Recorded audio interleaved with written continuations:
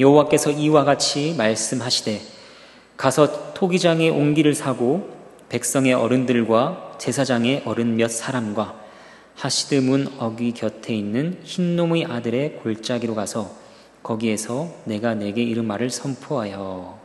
하나님의 말씀입니다. 여기까지 하나님께서 예레미야에게 명하시는 것이 세 가지가 나옵니다. 첫 번째는 토기장의 옹기를 사라는 것입니다.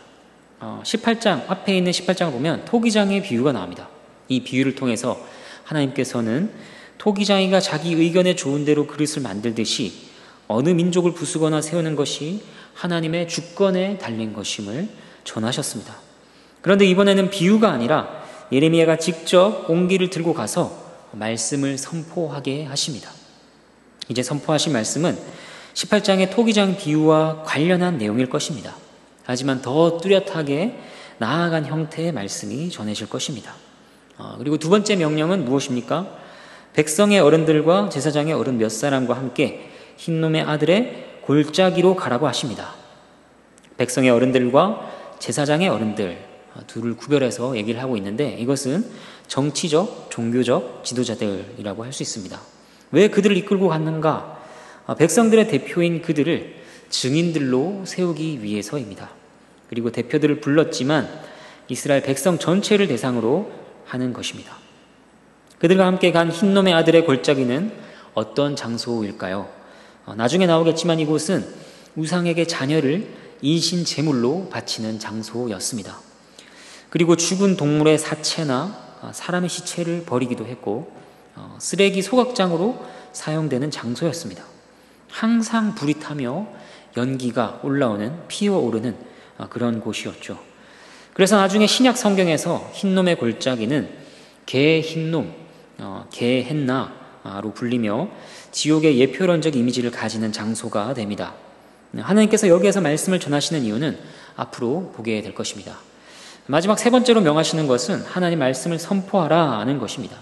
옹기장의 토기, 지도자들을 증인들로 세우는 것, 흰놈의 골짜기라는 장소, 이 모든 것은 이제 선포하실 말씀을 위한 장치들입니다. 이제 어떤 말씀을 선포하게 하시는지 보겠습니다. 3절부터 5절까지 말씀입니다. 말하기를 너희 유다 왕들과 예루살렘 주민아 여호와의 말씀을 들으라. 만군의 여호와 이스라엘의 하나님이 이같이 말씀하시되 보라 내가 이곳에 재앙을 내릴 것이라. 그것을 듣는 모든 자의 귀가 떨리니 이는 그들이 나를 버리고 이곳을 불결하게 하며 이곳에서 자기와 자기 조상들과 유다 왕들이 알지 못하던 다른 신들에게 분향하며 무지한 자의 피로 이곳에 채웠음이며 또 그들이 바알을 위하여 산당을 건축하고 자기 아들들을 바알에게 번제로 불살라 드렸나니 이는 내가 명령하거나 말하거나 뜻한 바가 아니니라. 재앙을 내리시겠다고 하십니다. 3절에서 이것으로 모든 자의 귀가 떨리라 말씀하십니다. 모든 사람이 이 재앙으로 인해 두려워서 기뿐만 아니라 모든 것이 다 벌벌 떨게 될 것입니다. 이유도 말씀하시죠. 두 가지로 정리할 수 있습니다. 하지만 둘은 별개의 것이 아니라 연결된 것이라 할 수 있습니다. 하나는 4절 나를 버리고 즉 하나님을 버린 죄입니다. 그리고 다른 하나는 이곳을 불결하게 한 죄입니다. 이곳은 흰놈의 골짜기입니다. 그리고 이 골짜기를 포함하여 언약의 땅 전체를 아우르는 것으로도 볼 수 있습니다. 그 땅은 하나님께서 거룩하게 구별하신 약속의 땅이었습니다. 하나님의 성전을 세우시고 하나님의 백성들을 두시고 영광을 받으시려고 하셨던 땅이었습니다. 그런데 그들이 그곳을 불결하게 만들었습니다. 어떻게 불결하게 만들었는가? 먼저 우상에게 분향했다고 합니다. 원래 분향은 하나님께 드리는 것이죠. 제사에서 향을 피워 올리는 것은 기도를 상징합니다. 그들은 하나님이 아닌 우상들에게 기도했습니다. 우리가 만일 하나님께 구하는 것이 아니라 사람에게 구하고 아니면 다른 것을 의지한다면 혹은 자신의 지혜를 붙든다면 이들과 같은 모습이라 할 수 있을 것입니다. 그리고 두 번째로 무죄한 자의 피로 채웠다고 합니다. 흰놈의 골짜기에서는 유아들이 살해당했습니다. 제물로 바쳐진 것이죠. 예루살렘에서도 무죄한 자들의 착취와 살인이 이루어졌습니다. 어째서 왜 이런 일들이 이루어졌을까요? 무지막지한 희생을 치르며 이루고자 한 것은 무엇이냐? 결국은 그들의 욕심입니다. 자신들의 욕심과 두려움을 해결하기 위해서입니다. 결국 자기 자신들을 위해 남을 희생시키는 죄악인 것이죠. 사랑과는 반대되는 것입니다. 사랑은 남을 위해 자신을 희생합니다. 하지만 죄는 자신을 위해 남을 희생시킵니다. 우리가 만일 다른 이를 희생시키며 우리의 유익과 만족을 취한다면 겉모습은 다를지 몰라도 그들과 본질은 똑같은 죄를 짓고 있는 것이라 할 수 있습니다. 이어서 5절은 무엇이라 하는가? 우상을 위해 산당을 건축했다고 합니다.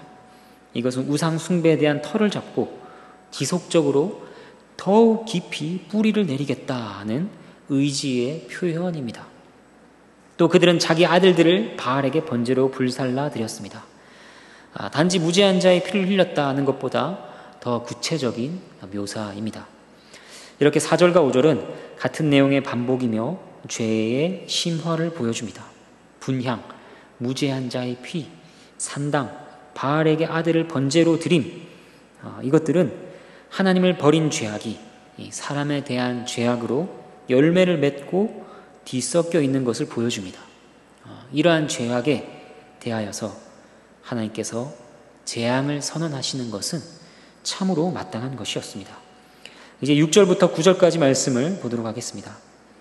그러므로 보라, 다시는 이곳을 도벳이나 흰놈의 아들의 골짜기라 부르지 아니하고 오직 죽임의 골짜기라 부르는 날이 이를 것이라. 여호와의 말이니라. 내가 이곳에서 유다와 예루살렘의 계획을 무너뜨려 그들로 그 대적 앞과 생명을 찾는 자의 손에 칼에 엎드러지게 하고 그 시체를 공중의 새와 땅의 짐승의 밥이 되게 하며 이 성읍으로 놀람과 조롱거리가 되게 하리니 그 모든 재앙으로 말미암아 지나는 자마다 놀라며 조롱할 것이며 그들이 그들의 원수와 그들의 생명을 찾는 자에게 둘러싸여 곤경에 빠질 때에 내가 그들이 그들의 아들의 살, 딸의 살을 먹게 하고 또 각기 친구의 살을 먹게 하리라 하셨다 하고, 하나님의 재앙이 더 구체적으로 나옵니다. 그곳은 도벳과 흰놈의 아들의 골짜기로 불렸었습니다. 그러나 재앙으로 인해 단지 죽임의 골짜기라 불리게 될 것입니다. 그 전에 불렸던 명칭들은 다 잊혀지고 죽임의 골짜기라 불리게 될 것입니다. 이름이 바뀐다는 것은 그 존재의 의미가 바뀐다는 것이죠.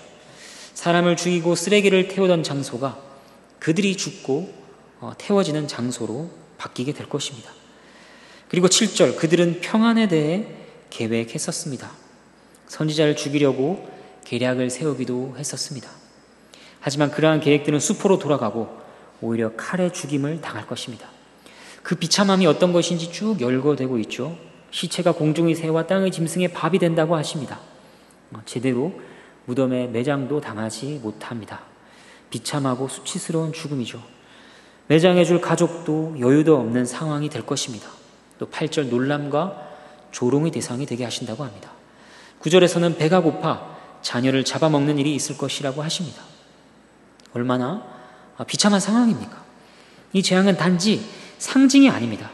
실제 역사에서 이 하나님의 말씀이 실제적으로 역사 속에서 이루어집니다. 예레미야는 바벨론에 의해 예루살렘이 1년 6개월 동안 포위되어 망해가는 장면을 보며 이렇게 노래했습니다. 예레미야 애가 4장 7절에서 10절 말씀을 읽어드리겠습니다.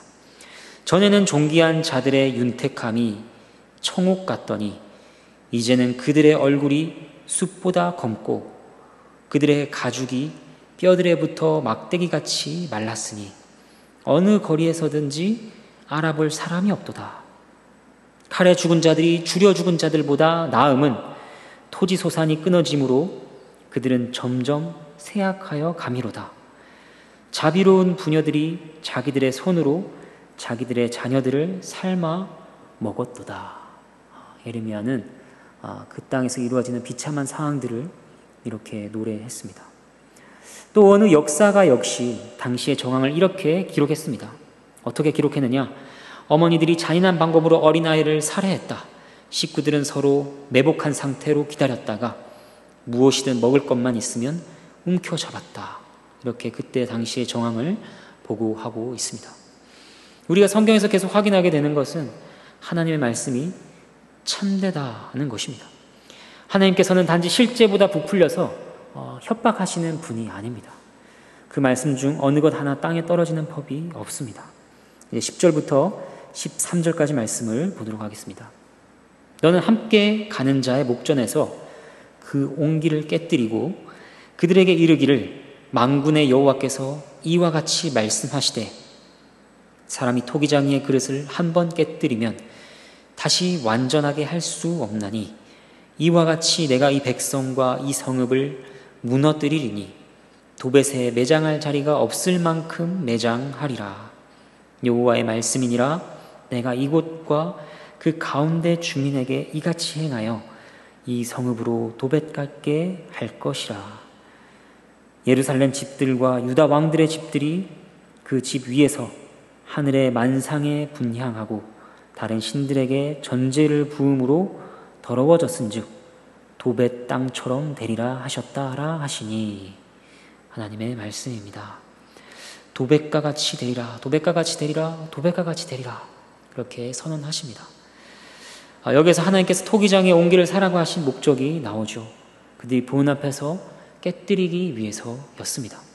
그렇게 말씀을 전하시며 가르치시기 위한 충격 요법과 같은 도구로 온기를 사용하신 것입니다.